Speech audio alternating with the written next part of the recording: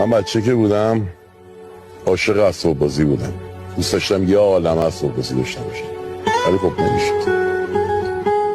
و من بچگی به خودم گفتم بزرگ که بشم همه اینا رو میخرم. الان این شلوغی رو میبینی دوره برم، همه اینا اسباب بازی های بچگیمه که با من بزرگ شدم.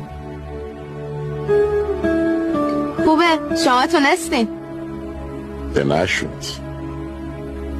نشد نگرفتی چی گفتم.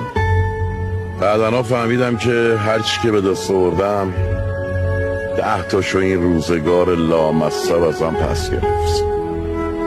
فهمیدم که قاعدش توونشو باید بدیم. فکر نکنم کسی بتونه شرایط منو درک کنه.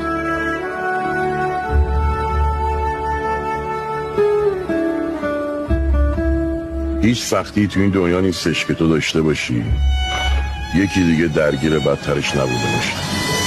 حق با شماست، ولی برای من همش تو تنهایی بوده، بدون هیچ دوستی، بدون هیچ خانواده‌ای. مطمئن باش که بقیه‌ش هم خود درستش میکنی.